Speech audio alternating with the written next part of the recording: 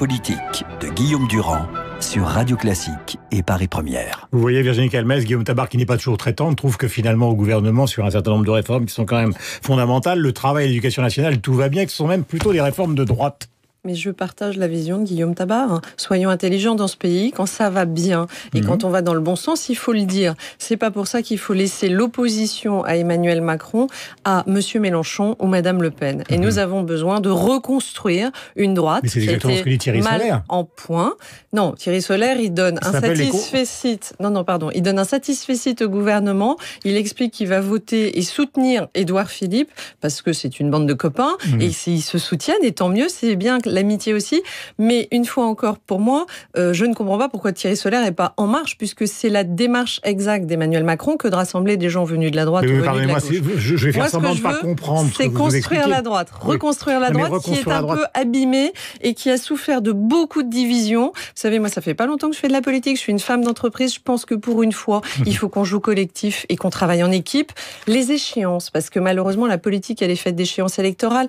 Tout le monde regarde déjà 2022. Mais au lieu de regarder, mais Wauquiez le premier sait, il est intelligent, que 2022 c'est très loin et qu'on a d'abord et avant tout un travail collectif à faire de reconstruction de ce parti et surtout de s'adresser à une nouvelle génération qui a envie de s'engager, qui a la force, qui a l'énergie, qui a des convictions politiques. La droite, ça existe. Vous savez, c'est pas parce qu'Emmanuel Macron nous a fait croire qu'il y avait ni droite ni gauche que la droite n'existait pas. Le fondement de tout, c'est la politique qui est pratiquée. Vous avez été chef d'entreprise, donc vous savez que c'est important. Par exemple, aujourd'hui, on supprime le RSI, on va le changer ou changer le fonctionnement. C'est ça l'essentiel de la politique. Mais bien sûr. Et alors, vous avez entendu que j'allais m'opposer au fait qu'enfin, on s'occupe des indépendants, qui avaient un régime qui n'allait pas et que nous l'avons dénoncé. Tant mieux. Et si Emmanuel Macron fait avancer sur ces points-là, nous le soutiendrons. Mais d'accord, mais alors, quel est l'intérêt de s'opposer si vous soutenez l'essentiel des textes de la mandature ? Excusez-moi, mais d'abord, vous parlez de l'essentiel des textes. Ça fait à peine 100 jours qu'il est au gouvernement. On parle de texte. Oui, mais vous voyez qu'un quinquennat, c'est 5 ans. Et puis, il n'y a pas que ça. Moi, ce qui fait que, d'ailleurs, je ne suis pas tout à fait en adéquation ni avec le Premier ministre, ni avec le Président de la République, c'est notamment sur la ligne régalienne. Je pense qu'il faut que nous prenions en considération au niveau politique tout ce qui fait le fondement. Pour moi, le fondement, c'est un triptyque. L'éducation, oui, Blanquer est une très bonne prise de Emmanuel Macron et un très bon, pour le moment, ministre de l'Éducation. Sur l'économique, moi je suis libérale, chef d'entreprise. Bien sûr qu'il y a des choses qui vont dans la bonne direction. C'est quand même une politique des petits pas qui fait encore plaisir et qui veut quand même encore faire plaisir aux syndicats. Je vois qu'il n'y a pas d'action du gouvernement sur le doublement des seuils, par exemple, ou sur un moratoire sur les seuils, comme la droite l'a proposé. Donc on verra si ça aura... La droite n'a pas fait l'essentiel des réformes qui sont... Vous le savez très bien. Guillaume Durand, si je fais de la politique aujourd'hui, et alors que c'était pas mon métier, c'est parce que je pense qu'on a beaucoup à faire dans ce pays et qu'on a encore beaucoup de choses à faire. Bien sûr que la droite, comme la gauche d'ailleurs, n'ont pas tout fait et c'est aussi pour ça que c'est intéressant, c'est que tous les jours il faut en faire davantage. Mais arrêtons de dire c'est parce que la droite n'a pas fait. Emmanuel Macron, s'il fait des choses bien, on le dira. En attendant, sur le régalien, je ne l'entends pas. Et moi je suis désolée, mais dans ce pays, enfin si je l'ai entendu en juillet, ça m'a inquiété. L'affaire de Villiers, la baisse des budgets sur le ministère de l'Intérieur, alors que notre pays est vraiment aux prises à des attaques islamistes de grande envergure, ça m'inquiète. Donc moi, si vous voulez, je pense que tant mieux et on accompagnera ce qui va, mais il y a beaucoup de choses qui sont passées sous silence et il y a toute une idéologie qui n'est pas présente aujourd'hui, pour moi, qui est absente même de la politique de discours général du Premier ministre. Alors, il est 8h20, voici les questions qui fâchent. Dans le Parisien de ce matin, vous êtes accusé par une grande partie des partisans de Alain Juppé, donc d'une certaine forme d'opportunisme, voire donc de trahison. Est-ce qu'Alain Juppé vous a donné une sorte de feu vert pour mener finalement l'itinéraire politique que vous êtes en train de mener, qui consiste à rejoindre Laurent Wauquiez, qui ne porte pas dans son cœur, c'est le moins qu'on puisse dire. D'abord, je note que souvent, ceux qui qualifient quelqu'un de traître ont eux-mêmes trahi. Parce que passer chez Emmanuel Macron, c'est pas une trahison. En revanche, rester dans sa famille politique, considérer qu'on va la reconstruire ensemble, qu'on a des lignes différentes idéologiques. Je suis libérale. J'étais l'aile libérale de Juppé, je n'ai pas changé. Je viens de l'entreprise. Vous a donné une approbation pour justement mener... Une chose est certaine, je l'ai dit au JDD. J'ai évidemment échangé avec Alain Juppé. Nous avons même passé un week-end extrêmement intéressant autour d'Alain Juppé à Bordeaux. Bordeaux pour constater quoi finalement? Qu'il y a deux lignes chez les juppéistes, qu'il y a la ligne de ceux qui ont rejoint le gouvernement et qui sont ou qui sont constructifs, mais pour moi c'est pareil, ils sont en marche. Et puis il y a la ligne, et je fais partie de cette ligne-là, de gens qui sont plutôt l'Alain Juppé qui a fondé l'UMP, c'est-à-dire un vrai homme politique de très grande envergure, qui a de la hauteur, qui est de droite, qui assume qu'il est de droite. Et vous savez, dans cette conversation, c'était intéressant parce qu'il y avait ceux qui disaient « moi je suis centriste ». Oui, mais non, moi je suis de droite. Bon, Alain Juppé, il est de droite, il veut garder cette famille politique, il n'a pas dit qu'il voulait quitter ce qui est devenu les Républicains, et au contraire, l'idée c'est plutôt... Il a dit qu'il allait observer quand même l'évolution des Républicains et qu'il y avait des lignes rouges, notamment en matière européenne, qui étaient infranchissables pour lui, autrement il partirait. Mais Guillaume Durand, pour moi aussi, on a tous notre conscience et on a tous nos lignes rouges. Le Front National, pour moi, est une ligne rouge, mais... ça fait je ne sais combien de fois que Laurent Wauquiez dit il n'y aura pas d'accord avec le Front National. Alors bien sûr, comme il est aujourd'hui le seul candidat qui a autant de leadership pour rassembler la famille, et qu'en plus il tend la main à quelqu'un qui n'a pas exactement sa ligne idéologique, et bien forcément il est victime de toutes les attaques et de toutes les caricatures. Mais aujourd'hui, pour moi, il n'a pas franchi ses lignes rouges, et Alain Juppé clairement m'a dit c'est votre décision. Il la respecte. Il m'a clairement dit qu'il n'avait pas d'objection.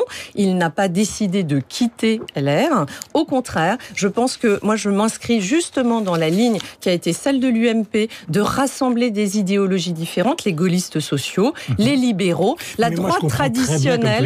Et il faut qu'on travaille ensemble. Sinon, on est ridicule. On n'aura jamais plus... Vous savez, c'est la première fois qu'un candidat de la droite n'est pas qualifié pour le second tour de l'élection présidentielle.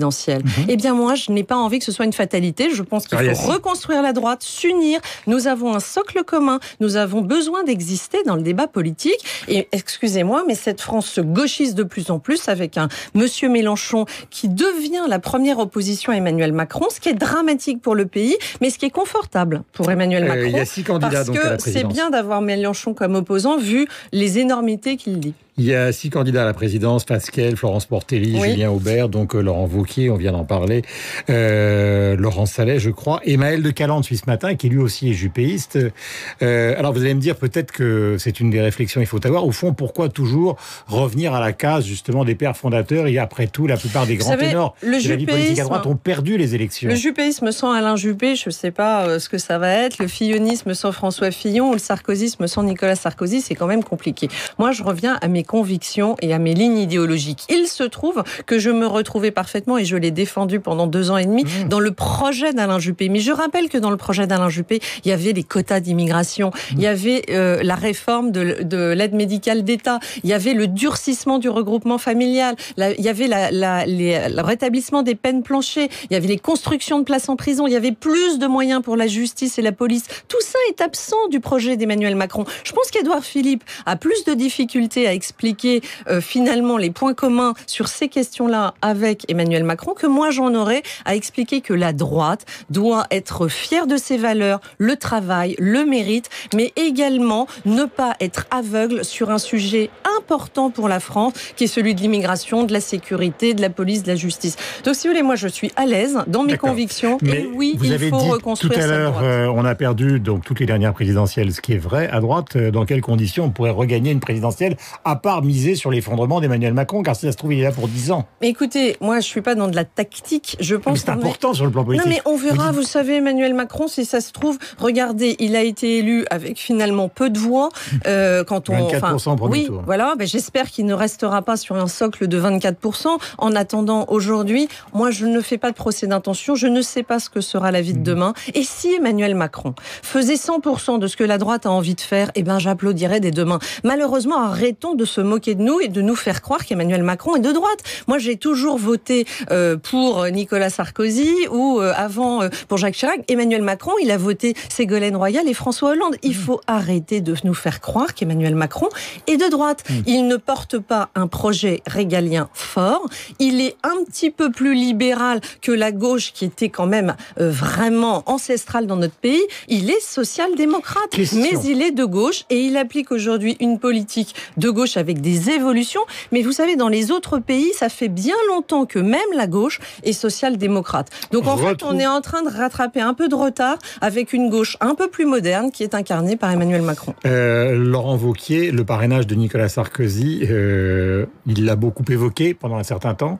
Retrouver l'envie fut l'un des mots qu'il a prononcé, l'une des formules qu'il a prononcées lors de la réunion de ce week-end. C'est quelque chose qui est quand même, en dehors de Johnny Hallyday, assez typique de Nicolas Sarkozy, retrouver l'envie. Il y a beaucoup de gens qui le décrivent dans la presse comme un personnage qui s'est mis à dos à peu près tout le monde. Quel est le véritable Laurent Wauquiez? C'est-à-dire celui que vous soutenez ou celui que ses camarades, j'allais dire générationnels, à droite trouvent insupportable? Alors, vous venez de le dire, ces camarades générationnels, là encore, on est sans arrêt dans des combats de personnes et dans des luttes. Oui, mais pardon. Rocard, Mitterrand, oui, mais Giscard, Chirac. Les citoyens s'en fichent. Je suis d'accord avec vous, calendrier. On ne peut pas nier l'histoire politique, qui est une histoire de rivalité. Mais qu'est-ce que vous voulez dire? Ça veut dire que celui qui concentre le plus de tirs est souvent celui qui est considéré comme le favori. Voilà. Donc, en fait, dans cette élection, il est considéré comme le favori. Donc, il va concentrer le maximum de tirs.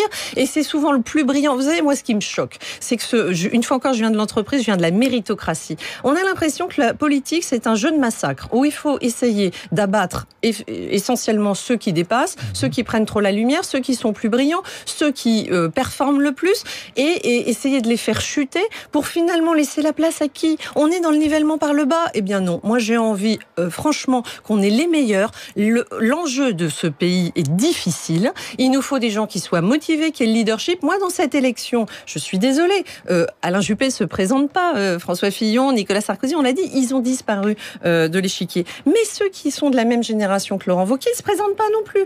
Donc, in fine, pour redresser ce pays, il nous faut qui? Il nous faut quelqu'un qui ait du leadership, qui ait de l'envie, bien sûr, qui ait l'énergie, et puis qui ait une vision et qui ait une ambition.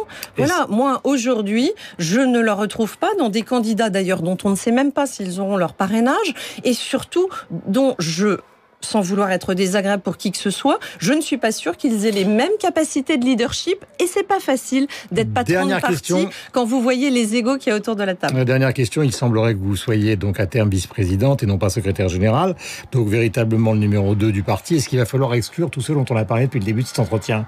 Philippe, Solaire, non mais c'est déjà Darmanin, fait ça c'est les combats. Non mais ça c'est les combats du passé. Ça moi je regarde l'avenir. Non mais ils n'y sont plus. Non mais tactiquement, mais est-ce qu'il va falloir les sortir? Franchement, Guillaume Durand, moi, et quelque part, je comprends ce qu'a fait Bruno Le Maire. Il a démissionné de lui-même des Républicains. Enfin, il y a un moment donné, il faut simplement être logique. Vous avez des convictions. Moi, je reproche à personne de vouloir changer. Vous avez il n'y aura pas d'exclusion formelle. Ils sont sortis d'eux-mêmes. Honnêtement, c'est de la tambouille du parti. Je crois que le dernier bureau politique a été clair en la matière et qu'effectivement, ils ont constaté leur exclusion d'eux-mêmes parce que, in fine, vous ne pouvez quand même pas aller faire campagne sur le terrain pour faire battre les candidats LR, les 577 députés LR et prétendre que vous êtes LR. Donc un peu de logique dans tout ça.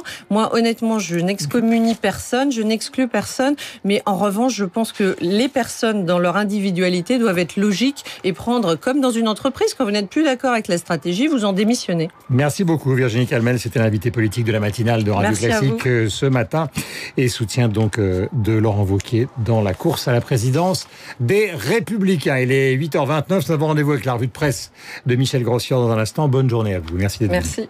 Merci.